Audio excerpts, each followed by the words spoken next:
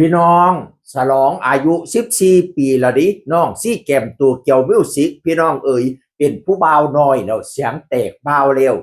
คู่ชิ้นจังกับยาพากันเป่าเค้กฉลองวันเกิดให้โอ้ยจะเป็นอบอุ่นดีให้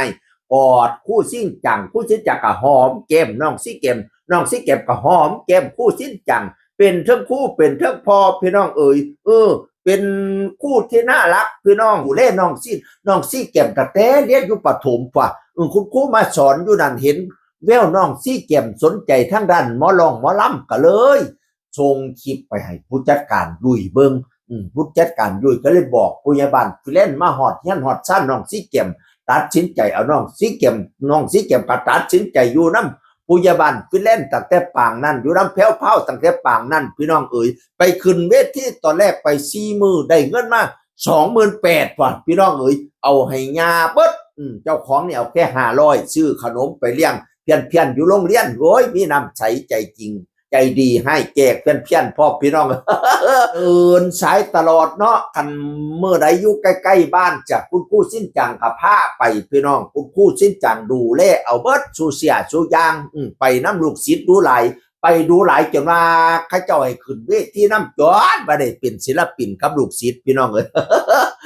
บัดนี้ก็มาอยู่กับผู้ใหญ่บ้านฟินแลนด์เนาะมาทั้งซี่แก้มมาทั้งคู่สิ้นจังฮงเฮียงเหลียงเหลี่ยมออกเพลงสุดอย่างกบพบรักที่แม่กองนะได้เป็นเต้าปะทู่น้อยโอ้ยเพลงแล้วดังเป็นตาหน้ายพี่น้องเอ๋ย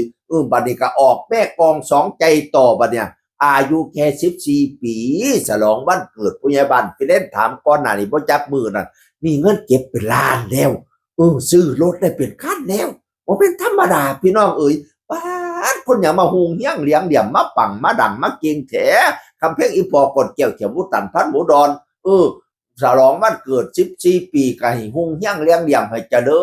ญไปหน้าดังแล้วให้ดังอีกปังแล้วให้ปังอีกเด้เอฟซีก็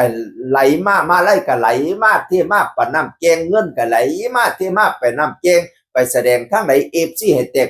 จนล้นอังสนามย่ามเจ้าขึ้นห้านให้โดดเด่นทั้งเวทีให้มีแต่คนหักคนส้มนิยมส้มเจ้าเงินค่ำให้ไหลเข่าล้นกระเป๋าเน่นอังให้ได้ดังเป็นเจ้าคนเบาซาลือให้เป็นนักร้องชื่อเสียงโด่งดังระดับประเทศระดับโลกเด้อคำเพลงอีพอกดแก้วเขียวหมูตันพันหมูดอนให้เจ้าคำเจ้าคุ้นเพิ่มพูนไพศาลบริวารพระพรหมคนน้อมนับถือเงินคำอย่าได้ขาดมือขาดถุงขาดไทยให้ได้อยู่บ้านหลังไงปราสาทเงินปราสาทคำคอยขาแห่น้ำเป็นหมื่นเป็นแสนใส่ข้อใส่แขนชุดศอกผู้ขาดสิบอกให้เจ้ามีอายุวันนั่งสุขังพลังเด้อตลาดคำเพลงอีพอตั้งใจเลี้ยนพร้อมเป็นเด็กที่ดีของคุณครูเป็นผู้น่ารักของคุณพ่อคุณแม่นะของคุณย่านะอย่าโยกเก้าอี้อย่าหนีโรงเรียนอย่าเขียนช็อกเล่นบ่ได้ไหมให้แข็งแรงพร้อมเดินใช้กับแข็งแรงเด้อรักษาสุขภาพอย่ากินหลายได้น้ำโคกนะมันสิเจ็บท้องเจ็บไส้น้ำอัดลมนะมันสิเจ็บท้องเจ็บไส้แข็งแรงให้เจ้าแข็งปั่นผ้าให้เจ้ากล้าปั่นตะวันถึกแดดกะย่าใหม่เป็นไข่กะย่าหมองอย่าได้มนขึ้นตองอย่าได้หมองขึ้นเทาอย่าได้เกาเสียสีให้มันนั่งดีสีใสสองพละกำลังปองไฟตองอย่าได้มีสุ